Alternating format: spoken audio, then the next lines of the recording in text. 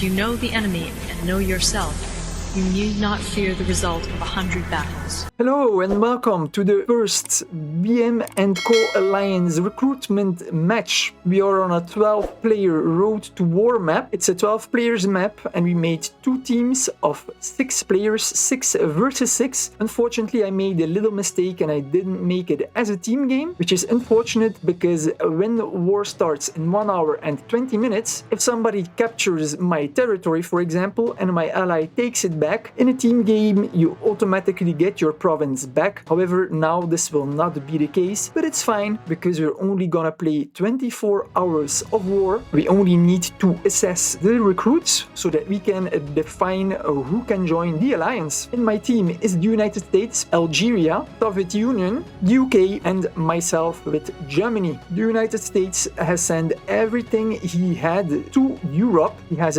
taken Rabat. It's important to take a capital to enhance your economy, and then he moved all his units here to Gibraltar. There is a bunker over here, level 2. The United States has his entire army over here. Also Algeria is here with a stack with 5 artillery. Cruisers are there in support, but he already moved out of range. Spain is gonna be in trouble because he's gonna have to go back to that province center, otherwise we're gonna take over Malaga. Simple as that. So he might be out of range for now, not gonna last long. So the US went completely cruisers and he has a lot of them. Cruisers, a bit of destroyers. Spain made 3 subs, not that that will help him because there's 3 destroyers on top of him.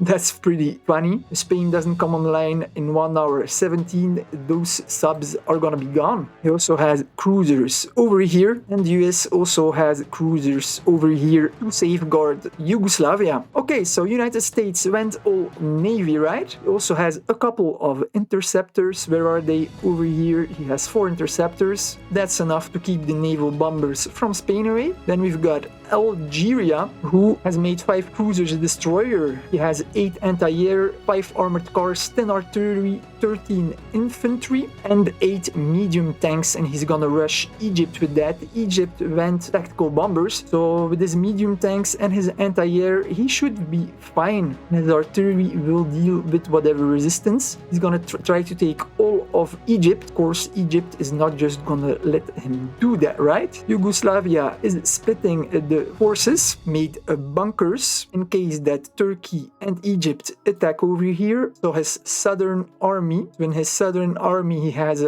3 anti-air, 8 anti-tanks, 10 artillery, 8 infantry, 6 rocket artillery and 3 armored cars. It's a perfect army to counter Turkey, who has over here 10 infantry and 3 anti-air, and in Istanbul 6 rocket artillery and 4 medium tanks. However, we've got the Soviet Union that made a couple of cruisers, so he's gonna be able to attack that. Got 1 destroyer, 4 cruisers, so that's good. Black Sea is safe because I didn't see any navy from Turkey, unless he went subs, but we didn't see anything neither. Then we've got the Northern Army of Yugoslavia, 2 anti-air, 10 artillery, 11 infantry, 11 rocket artillery, and 1 anti-tank. UK took Dublin and the Netherlands. He's moving his units, 2 stacks of 8 in Saarbrücken and in Liège, building on both locations level 2 bunkers. They're not gonna completely construct it at day change, but that's fine because I don't think they're gonna attack. Their forces are spread thin, but just to be sure, I've built them. Also in Bruges, you never know, we have to retreat. And UK went all air, and I swear to God, I told him to keep his planes on patrol, which he doesn't. If this airbase in Kassel is sabotaged that day change, those are gonna be convoy units, man. That is not good at all. Let me see if I have the resources to upgrade that airstrip. Actually, I do, just to be sure, man. The more HP we have over here, the better. Always keep your planes on patrol. It is pretty simple, man. He's also bringing in his naval bomber. He has 2 of them that he's gonna have here in the north. Also made a level 2 airbase here in Poznan, so they can't get taken out easily. So here we have air dominance, right? Level 3 interceptors, level 2 tactical bombers. However, also France went for air, but the last time I saw a couple of hours ago, he had 10 level 1 interceptors and 7 level 1 tactical bombers. I don't know if he's gonna upgrade them or not, because if he doesn't, he's gonna be very dead meat. Then finally we have got the Soviet Union, who is going to be in a tough position as Sweden is my colleague officer who's leading the other team, Krasny. He's playing cat and mouse with Krasny, with the Navy, because Krasny, he made more cruisers. So Soviet Union is just fooling around a bit with the cruisers, is gonna lure them as far away from Leningrad and my coast as possible, so that once those cruisers are defeated and Sweden has naval dominance, that he's at least a couple of hours away from Leningrad or my coastline to save time. Unfortunately, Sweden had right of way with both Denmark and with Finland, so he was able to capture Rovaniemi, which is too bad. It's the perfect province to block out everything. But the Soviet Union is trying to organize his units as good as possible. On Northern Front, he has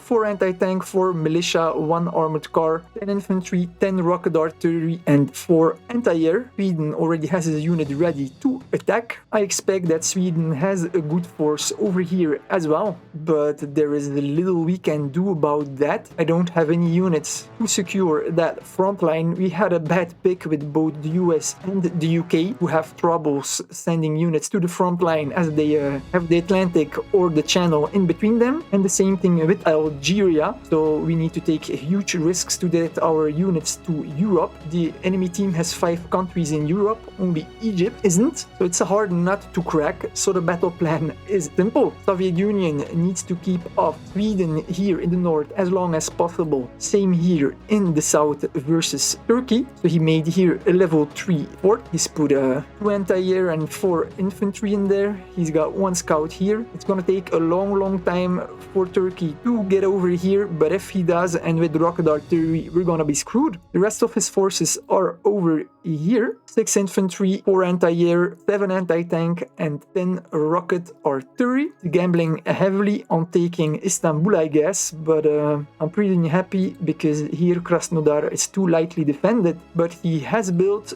infrastructure level 3, so that's good. He can move his units around very fast, so he can travel between the front lines. If he sees the enemy coming, he can still send units over if possible, so we should be good at that side. He's probably gonna try to take Istanbul together with the help of Yugoslavia and then send his units back around to attack from the other side. From my side, things are pretty simple. The mission from Yugoslavia is to take Trieste and Venice, because I'm gonna have this stack over here in Salzburg. But if Yugoslavia is able to take Venice, then this stack will be liberated and I can move it to Innsbruck or even to France to increase my attack forces here in Freiburg.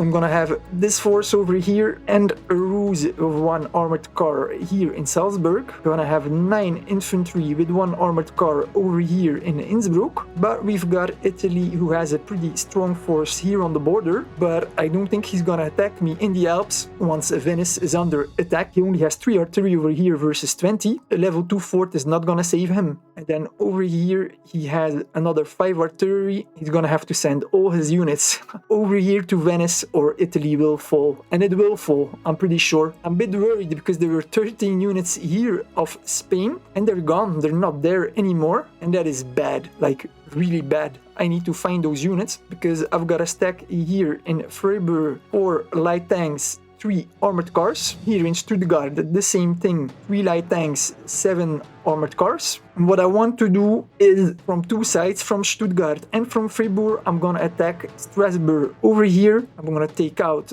that bunker here in Strasbourg with spies. It's level 2. I can take it down entirely. And then I'm just gonna attack from the 2 sides, because here in Bern there's nothing. In Besançon there are only 4 infantry units which can perfectly be taken out by the tactical bombers of the UK. And then I've got another stack over here in Lille, 5 armored cars, 10 light tanks. Because over here there is 10 infantry and a level 1 airbase. Here there are 4 anti-tank. Here in Lille, I don't know what there is. I asked the UK to scout. He still hasn't done it. I'm pretty frustrated with it. And in Paris, there's 1 militia and then the tactical bombers and interceptors. Plan is simple. I'm gonna rush with these units through Paris. I'm gonna rush with these units over here for Strasbourg, and then it's free game in France. Italy will not be able to help because he's gonna be pushed hard by Yugoslavia. Italy hasn't been very active this game, didn't make enough units.